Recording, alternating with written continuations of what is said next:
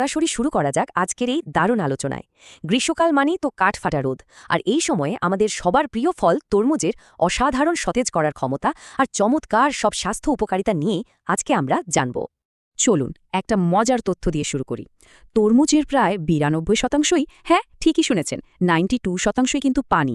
এর মানে হলো প্রচণ্ড এই গরমে শরীরকে পানিশূন্যতা বা ডিহাইড্রেশন থেকে বাঁচাতে আর ইলেকট্রোলাইটের ব্যালেন্স একেবারে ঠিক রাখতে এর চেয়ে ভালো আর কোনো উপায় হতেই পারে না। আচ্ছা, এটা কি শুধু পানি তেষ্টাই মেটায়? একদমই না। তরমুজের ৭টি জাদুকরী উপকারিতা আছে যা আমাদের শরীরের ভেতরে আর বাইরে দুই জায়গাতে সমানভাবে কাজ করে। চলুন একটু বিস্তারিত দেখা যাক। যেমন ধরুন, এর ভেতরে আছে লাইকোপেন নামের একটা দারুণ উপাদান। এটি মূলত অত্যন্ত শক্তিশালী একটি অ্যান্টিঅক্সিডেন্ট। এটা যে শুধু রক্তচাপ আর কোলেস্টেরল কমিয়ে হৃদরোগের ঝুঁকি থেকে বাঁচায় তা নয়, বরং কড়া রোদে সূর্যের ক্ষতিকর রশ্মি থেকেও ত্বককে একেবারে ছাতার মতো রক্ষা করে। আরেকটা ব্যাপার হচ্ছে, এতে সিট্রোলাইন নামের একটা চমৎকার অ্যামিনো অ্যাসিডও আছে। অনেকক্ষণ হাঁটাচলা, ব্যায়াম বা ভারী কোনো কাজ করার পর পেশিতে যে একটা ব্যথা বা ক্লান্তি আসে না, ওই ক্লান্তিটা ম্যাজিকের মতো দূর করে দিতে পারে তরমুজ। কারণ এটি আমাদের রক্ত সঞ্চালন বাড়িয়ে শরীরকে খুব দ্রুত আবার চাঙ্গা করে তোলে। আর যদি পুরো শরীরের কথা বলি, তাহলে এর ভিটামিন, পানি আর ফাইবার একসঙ্গে মিলে আমাদের হজম শক্তিকে দারুণভাবে সচল রাখে। এতে থাকা ভিটামিন এ আর সি কোলাজেন বাড়িয়ে ত্বক আর চুলের যত্ন নেয়, সর্দি কাশির মতো ছোটখাটো সমস্যা থেকে বাঁচাতে রোগ প্রতিরোধ ক্ষমতা বাড়ায়।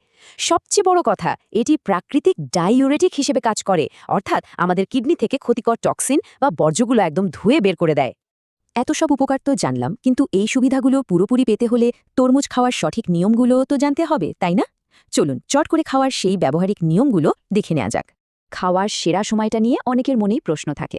আসলে সকালে বা দুপুরে ভারী খাবারের আগে, অর্থাৎ খালি পেটে তরমুজ খাওয়াটা হজমের জন্য সবচেয়ে ভালো। কিন্তু রাতের বেলা একেবারেই না। রাতে তরমুজ এড়িয়ে চলাই সবচেয়ে বুদ্ধিমানের কাজ। কারণ আগেই বলেছি, এটাতে প্রচুর পানি থাকে, তাই রাতে বারবার প্রস্রাবের বেগ আসতে পারে, যা আমাদের রাতের শান্তির ঘুমে মারাত্মকভাবে ব্যাঘাত ঘটাবে। তবে হ্যাঁ, একটা বিষয়ে একটু সতর্ক থাকতে হবে। যাদের ডায়াবেটিস আছে তাদের কিন্তু এই ফলটা খুব মেপে পরিমিত পরিমাণে খেতে হবে। কারণ তরমুজের গ্লাইসেমিক ইন্ডেক্স কিছুটা বেশি থাকে, তাই অতিরিক্ত খাওয়াটা মোটেও ঠিক হবে না। দেখতে দেখতে আমরা আজকের এই দারুণ আলোচনার একেবারে শেষ পর্যায়ে চলে এসেছি। যাওয়ার আগে সবার জন্য একটা ছোট্ট প্রশ্ন রেখে যেতে চাই। তরমুজ খাওয়ার আদর্শ পরিমাণটা ঠিক কতটুকু হওয়া উচিত? বা গরমের দিনে তরমুজের দারুণ কোনো রেসিপি নিয়ে কি মনে আর কোনো কৌতূহল কাজ করছে? এই বিষয়টা নিয়ে কিন্তু একটু ভাবা যেতে পারে।